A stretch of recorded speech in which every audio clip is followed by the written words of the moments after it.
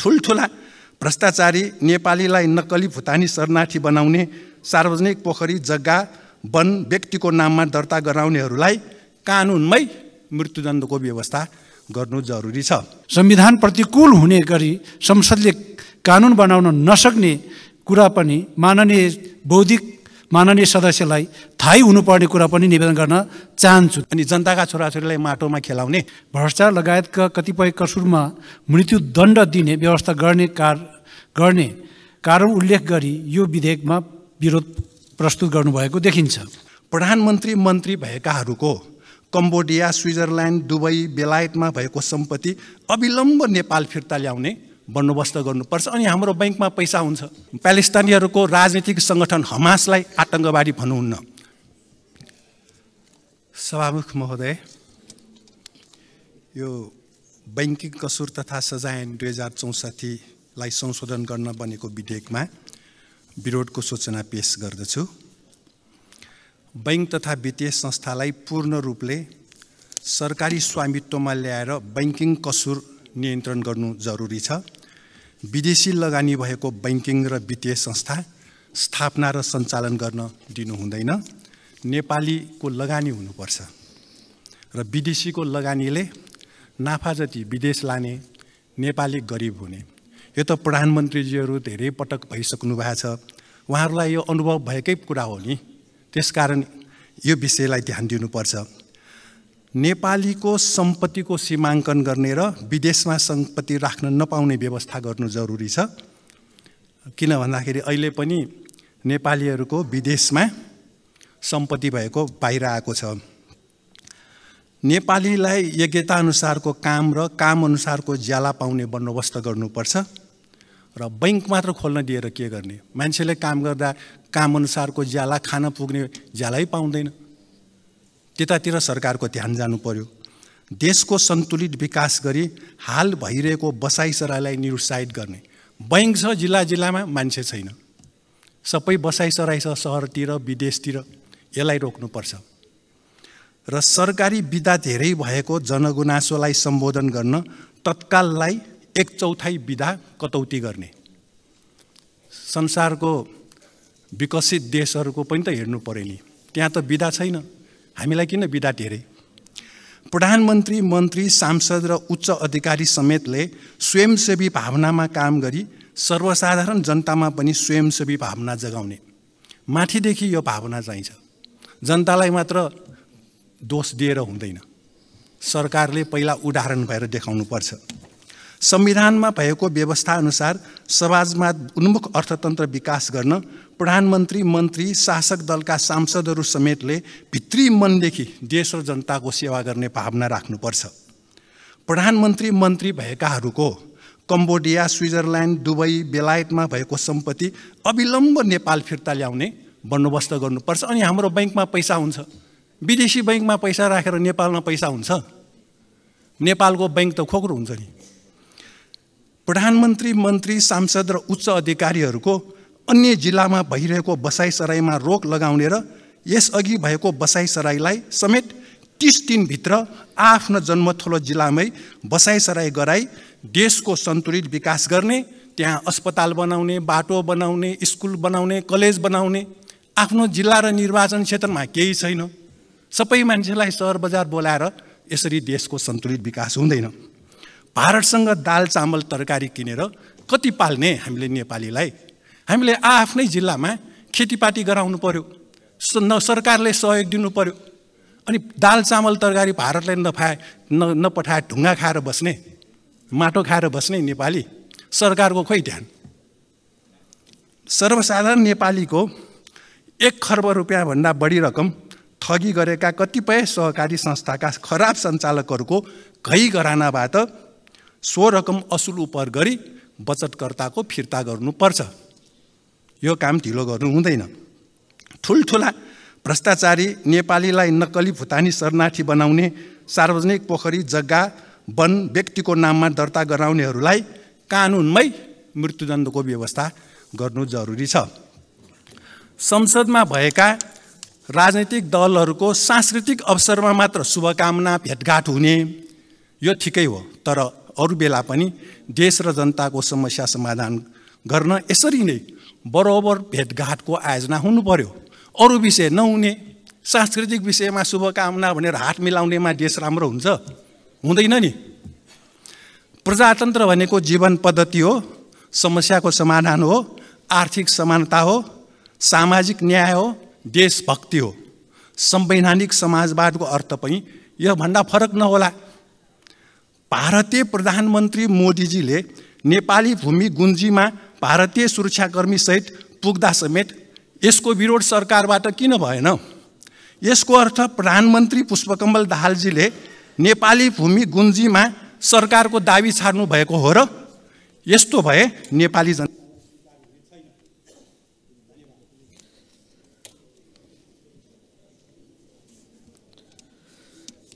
माननीय सदस्यहरू, अब विधेयक प्रस्तुतकर्ता माननीय अर्थमन्त्रीको तर्फबाट माननीय कानुन न्याय तथा संसदीय मामिला मन्त्री श्री धनराज गुरुङलाई उक्त विधेयकलाई प्रस्तुत गर्न अनुमति माग्ने प्रस्तावमाथि प्राप्त विरोधको सम्बन्धमा संक्षिप्त वक्तव्य दिन अनुमति दिन्छु।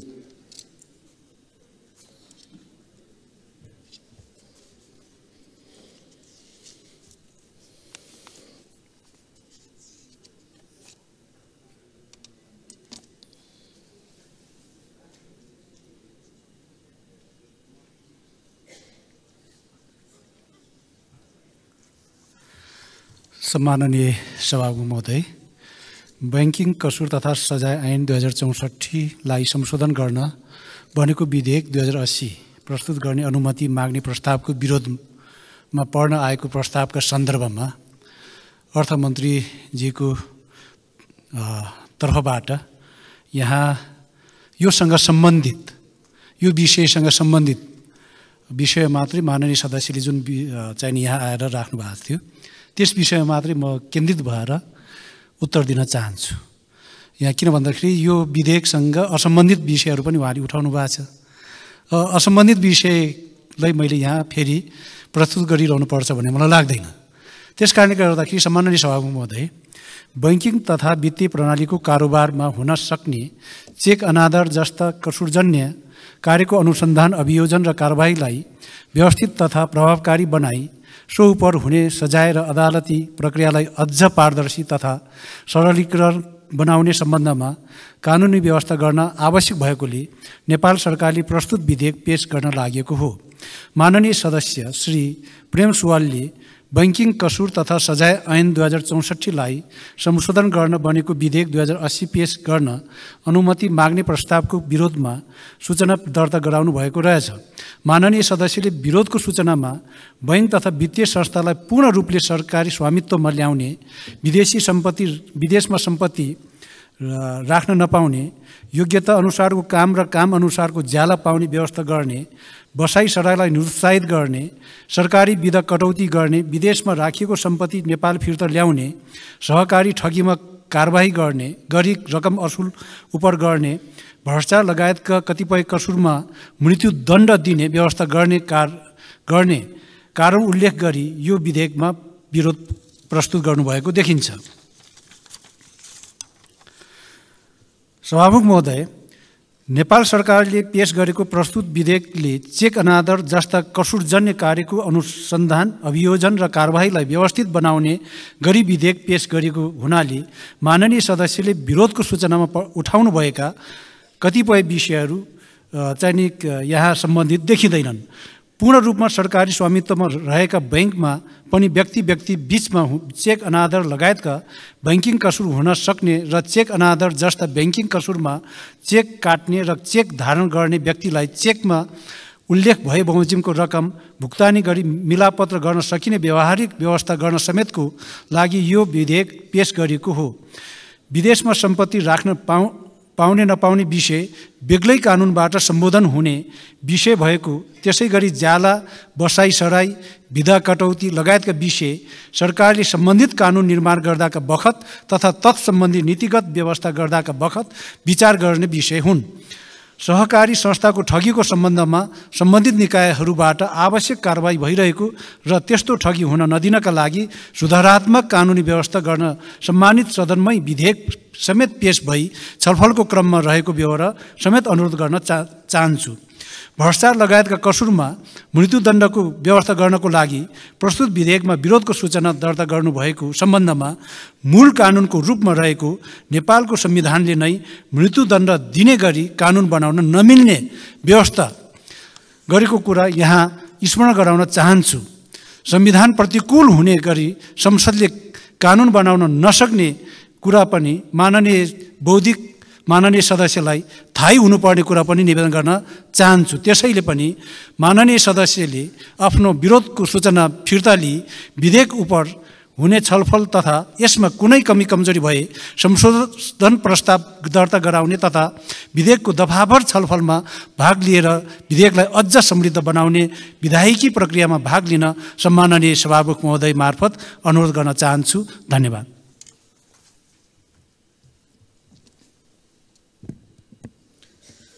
मान्य सदस्यहरू, अब विरोधको सूचना दिनुहुने मान्य श्री प्रेम सुवाललाई आफ्नो विरोधको सूचना फिर्ता लिन चाहनुहुन्छ भने फिर्ता लिन समय दिन्छु।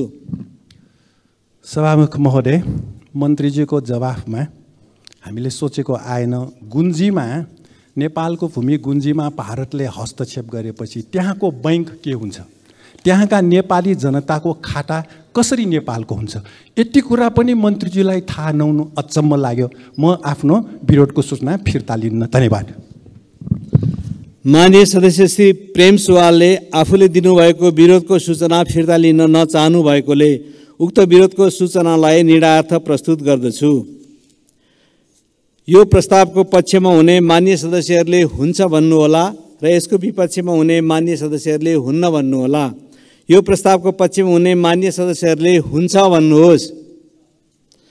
यसको विपक्षमा हुने मान्य सदस्यहरूले हुन्न भन्नुहोस्।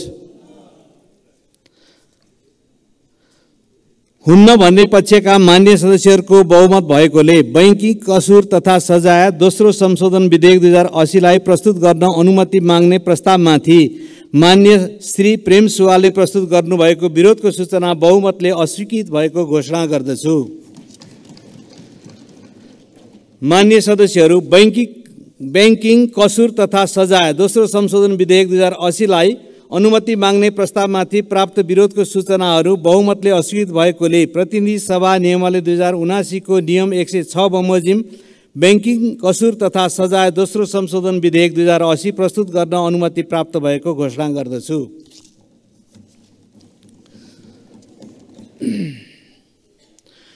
मान्य सदस्यहरू, अब माननीय अर्थमन्त्रीको तर्फबाट माननीय कानुन न्याय तथा संसदीय मामिला मन्त्री श्री धनराज गुरुङलाई बैंकिङ कसुर तथा सजाय दोस्रो संशोधन विधेयक 2080 पेश गर्न अनुमति दिन्छु।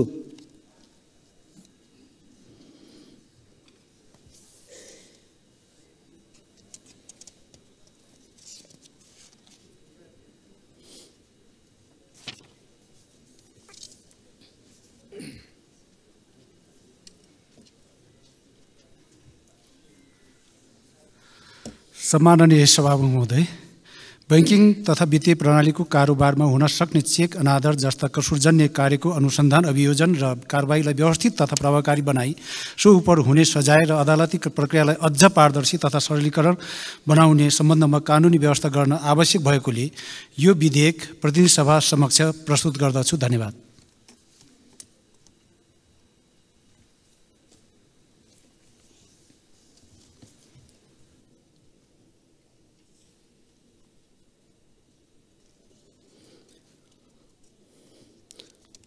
मान्य सदस्यहरू,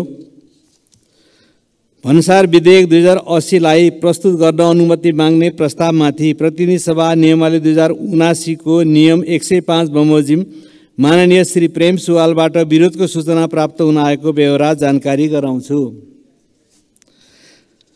मान्य सदस्यहरू, अब उक्त विधेयकलाई प्रस्तुत गर्न अनुमति माग्ने प्रस्तावमाथि विरोधको सूचना दिनुहुने प्रस्तावक मान्य श्री प्रेम सुवाललाई उक्त विरोध गर्नुपर्नाको कारणसहित संक्षिप्त मन्तव्य दिन अनुमति दिन्छु। समय 5 मिनेट।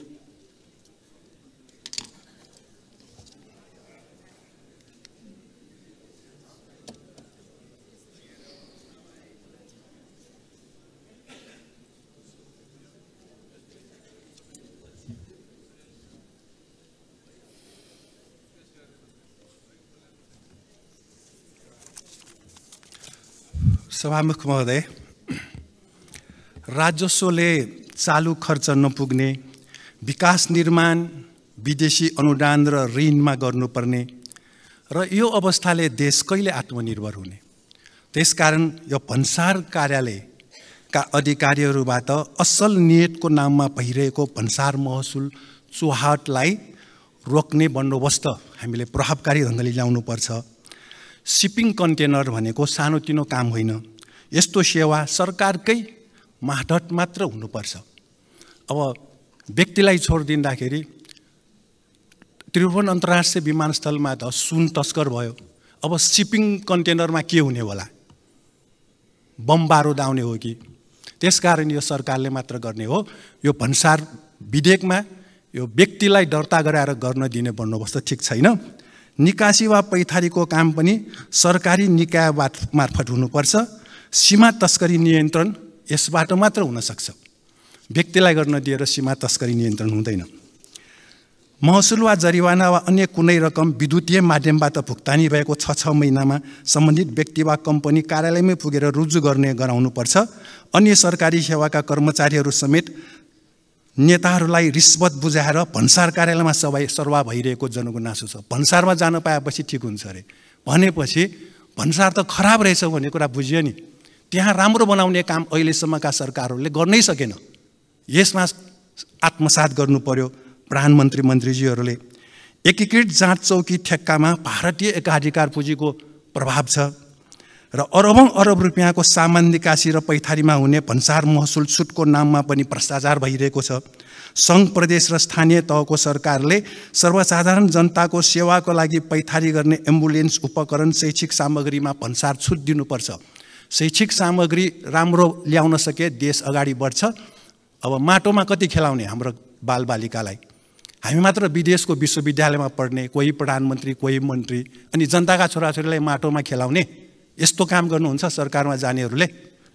र अर्को विशेष आर्थिक क्षेत्रमा सरकारी स्वामित्वका उद्योगहरू मात्र खोल्न दिनुपर्छ, व्यक्तिलाई पोस्ने होइन। सार्वजनिक संस्थान सबै ध्वस्त पारिदियो। अब कहिले देश उठाउने? निकासी पैठारीमा सुनको ब्रेक्सु, सुनको इलेक्ट्रिक भेप, सुनको अन्य सामान बनाई भन्सार चुहाट भइरहेको तर्फ पनि यो विधेयकमा राम्रोसँग ध्यान दिनुपर्छ। र संयुक्त राष्ट्रसङ्घका महासचिव महामहिम एन्टोनियो गुटेरेसको 4 दिनको नेपाल भ्रमण सुरु भयो। महासचिव महोदय सधैँ बहुपक्षीय विश्वको पैरवी गर्नुहुन्छ, यो राम्रो हो। तर पश्चिमा साम्राज्यवादले संयुक्त राष्ट्रसङ्घलाई आफ्नो पिछलगु बनाएको हुँदा बाँकी विश्वले विरोध गर्दैछ।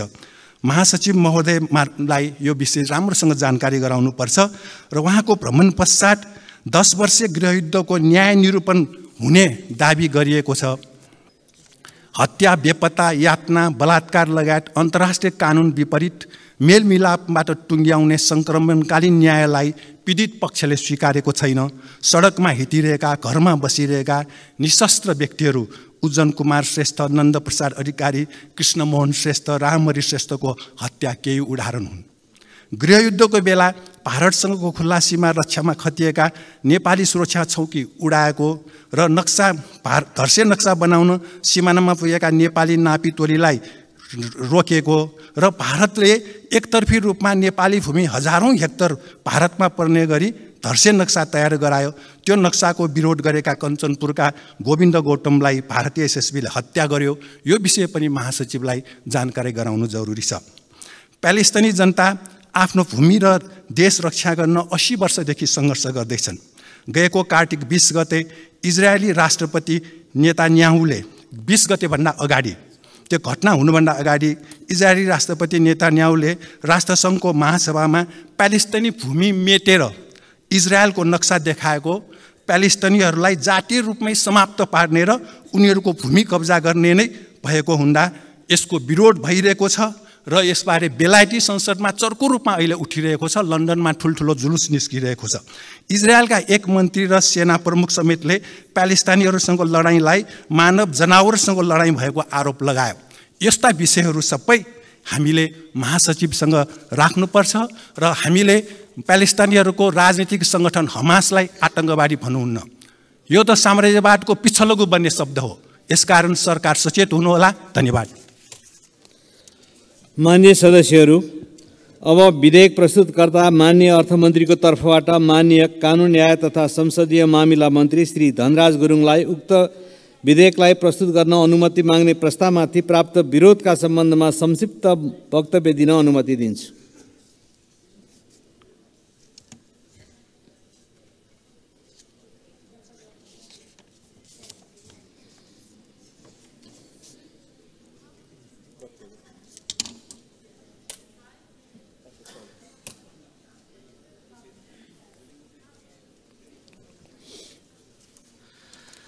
सम्माननीय सभामुख महोदय, भन्सार सम्बन्धी कानुनलाई संशोधन र एकीकरण गर्न बनेको विधेयक 2080 प्रस्तुत गर्ने अनुमति माग्ने प्रस्तावको विरोधमा पर्न आएको प्रस्तावको सन्दर्भमा माननीय अर्थमन्त्रीज्यूको तर्फबाट यहाँ चाहिने म केही कुराहरू प्रस्तुत गर्न चाहन्छु र यस विषयसँग असम्बन्धित विषयहरू पनि माननीय सदस्यले विरोधको प्रस्ताव राख्नुहुने माननीय सदस्यले फेरि उठाइहाल्नु भएको छ।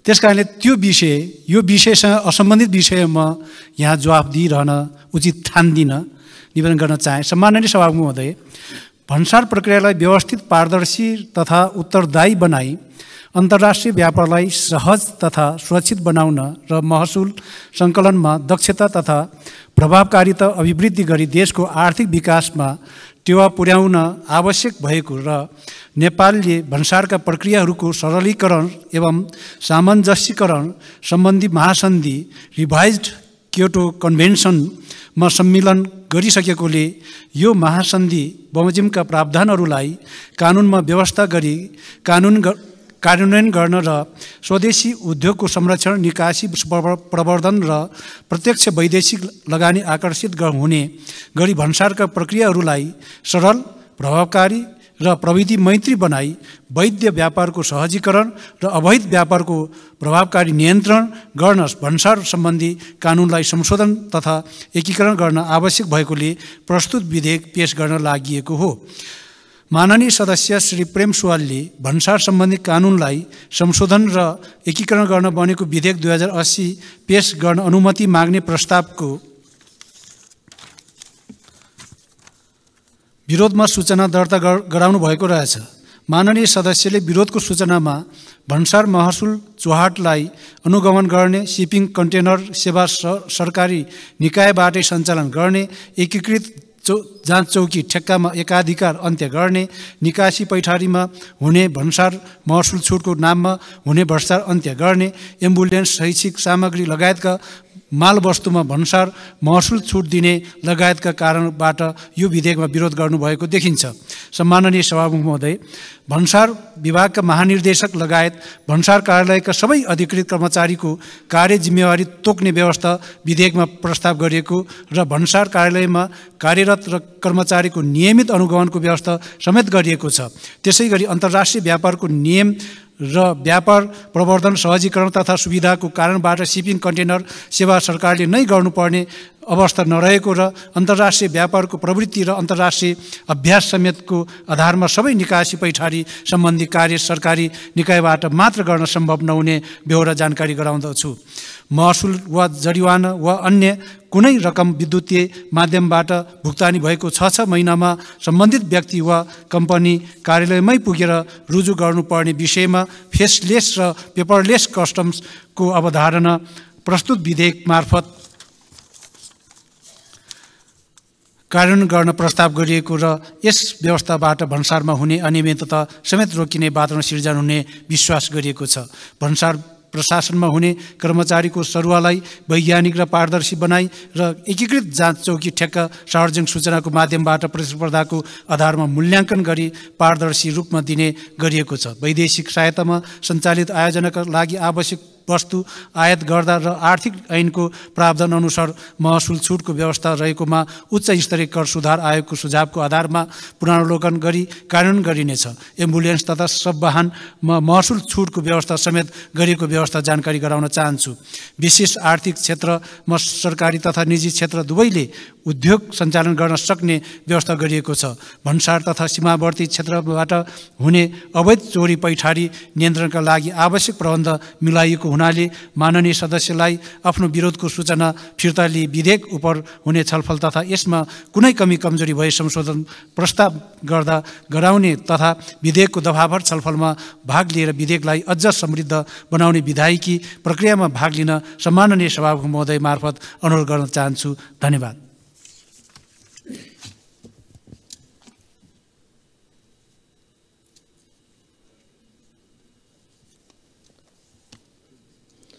माननीय सदस्यहरू, अब विरोधको सूचना दिनुहुने माननीय श्री प्रेम सुवाललाई आफ्नो विरोधको सूचना फिर्ता लिन चाहनुहुन्छ भने फिर्ता लिन समय दिन्छु। सभामुख महोदय, प्यालेस्टाइन र युक्रेनमा रुस विरुद्ध अमेरिकाको छडम युद्धले संसार एसियालाई तेस्रो विश्वयुद्धमा जाने हो कि भनेर चिन्ता लिइरहेका छन्। त्यति बेला हाम्रो भन्सार के हुने होला?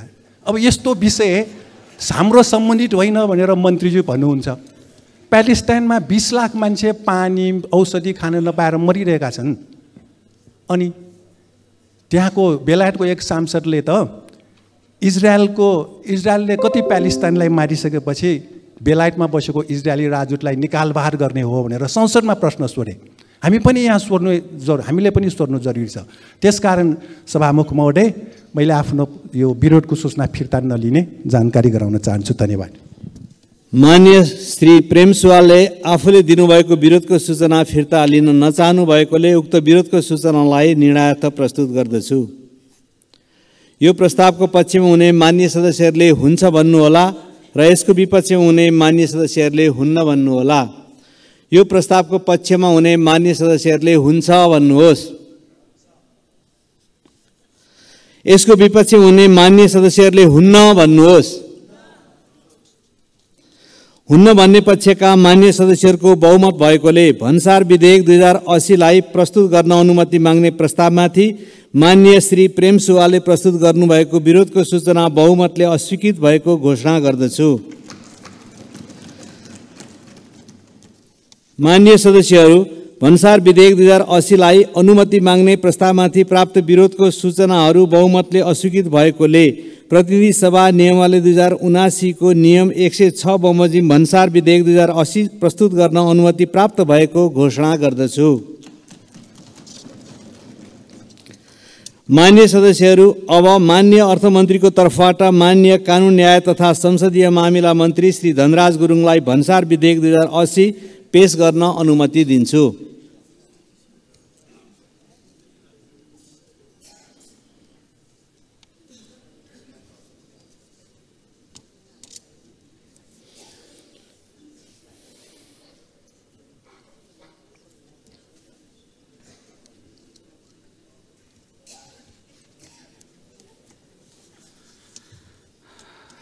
सम्माननीय सभामुख महोदय, भन्सार प्रक्रियालाई व्यवस्थित, पारदर्शी तथा उत्तरदायी बनाई अन्तर्राष्ट्रिय व्यापारलाई सहज तथा सुरक्षित बनाउन र महसुल सङ्कलनमा दक्षता तथा प्रभावकारिता अभिवृद्धि गरी देशको आर्थिक विकासमा टेवा पुर्याउन आवश्यक भएको र नेपालले भन्सारका प्रक्रियाहरूको सरलीकरण एवं सामञ्जस्यीकरण सम्बन्धी महासन्धि रिभाइज्ड क्योटो कन्भेन्सनमा सम्मिलन गरिसकेकोले सो महासन्धि बमोजिमका प्रावधानहरूलाई कानुनमा व्यवस्था गरी कार्यान्वयन गर्न र स्वदेशी उद्योगको संरक्षण, निकासी प्रवर्धन र प्रत्यक्ष वैदेशिक लगानी आकर्षित हुने गरी भन्सारका प्रक्रियाहरूलाई सरल, प्रभावकारी र प्रविधि मैत्री बनाई वैध व्यापारको सहजीकरण र अवैध व्यापारको प्रभावकारी नियन्त्रण गर्न भन्सार सम्बन्धी कानुनलाई संशोधन तथा एकीकरण गर्न आवश्यक भएकोले यो विधेयक प्रतिनिधि सभा समक्ष प्रस्तुत गर्दछु। धन्यवाद।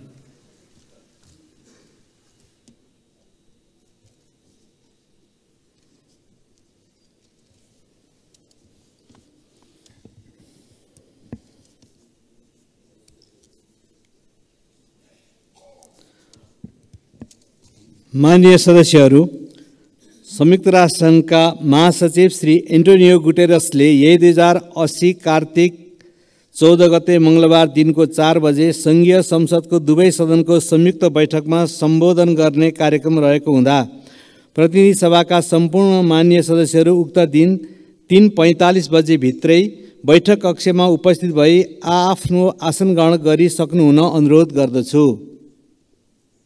साथै उक्त दिन र समयमा माननीय सदस्यहरू औपचारिक पोसाकमा उपस्थित भइदिनु हुन समेत अनुरोध गर्दछु।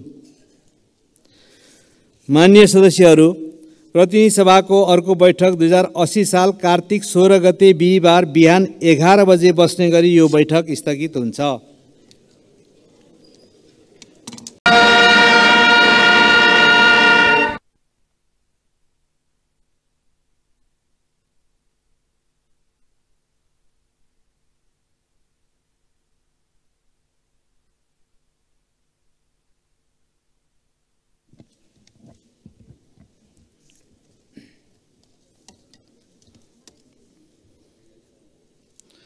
माननीय सदस्यहरू, प्रतिनिधि सभाको आजको बैठकको कारबाही प्रारम्भ हुन्छ।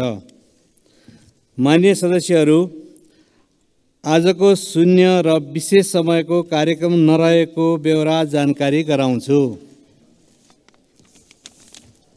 माननीय सदस्यहरू, प्रधानमन्त्री तथा मन्त्री परिषदको कार्यालयबाट पत्रहरू प्राप्त हुन आएको छ। सोको बेहोरा म पढेर सुनाउँछु।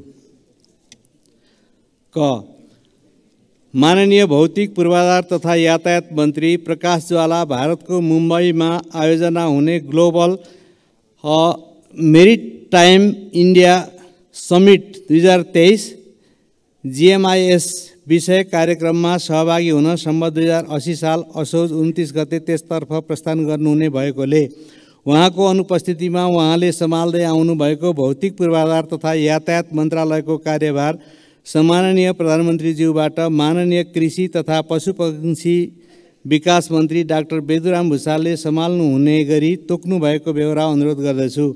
मिति 2080-6-26 वैकुण्ठ अर्याल मुख्य सचिव।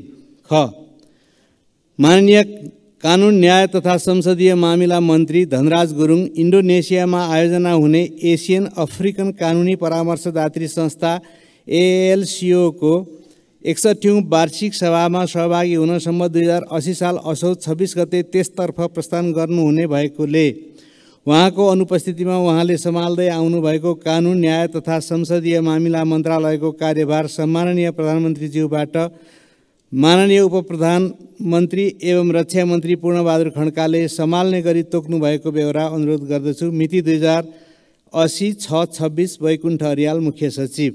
ग माननीय उपप्रधानमन्त्री एवं गृहमन्त्री नारायण काजी श्रेष्ठ जनवादी गणतन्त्र चीनमा आयोजना हुने third belt and road forum for international cooperation BRF अन्तर्गत high level forum on green development विषय कार्यक्रममा सहभागी हुन सम्बन्ध 2080 साल असोज 29 गते त्यसतर्फ प्रस्थान गर्नुहुने भएकोले उहाँको अनुपस्थितिमा उहाँले सम्हाल्दै आउनु भएको गृह मन्त्रालयको कार्यभार सम्माननीय प्रधानमन्त्रीज्यू स्वयंले सम्हाल्नुहुने बेहोरा अनुरोध गर्दछु।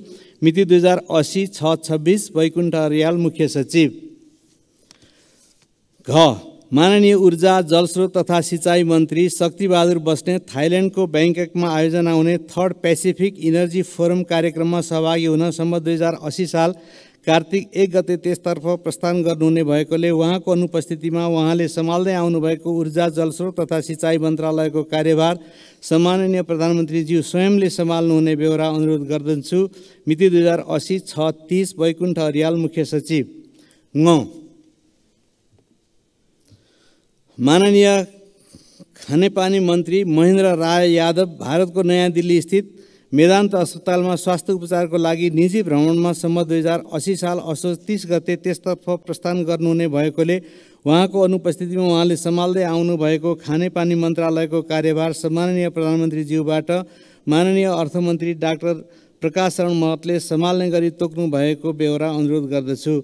मिति 2080-6-30 वैकुण्ठ अर्याल मुख्य सचिव। च माननीय शहरी विकास मन्त्री सीता गुरुङ मलेसियाको क्वालालम्पुरमा हुने high level 15th regional environmentally sustainable transport forum in Asia विषय कार्यक्रममा सहभागी हुन सम्बन्ध 2080 साल कार्तिक 4 गते त्यसतर्फ प्रस्थान गर्नुहुने भएकोले उहाँको अनुपस्थितिमा उहाँले सम्हाल्दै आउनुभएको शहरी विकास मन्त्रालयको कार्यभार सम्माननीय प्रधानमन्त्रीज्यूबाट माननीय उद्योग वाणिज्य तथा आपूर्ति मन्त्री रमेश रिजालले सम्हाल्ने गरी तोक्नुभएको बेहोरा अनुरोध गर्दछु। मिति 2080-72 बैकुण्ठ अर्याल मुख्य सचिव। 6.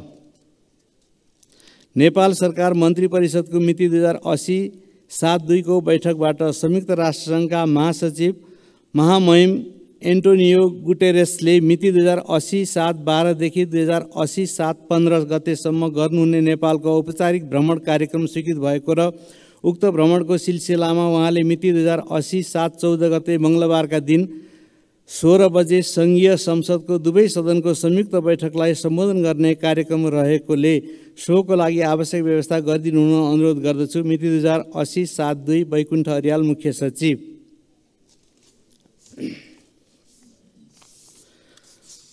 मान्य सदस्यहरू,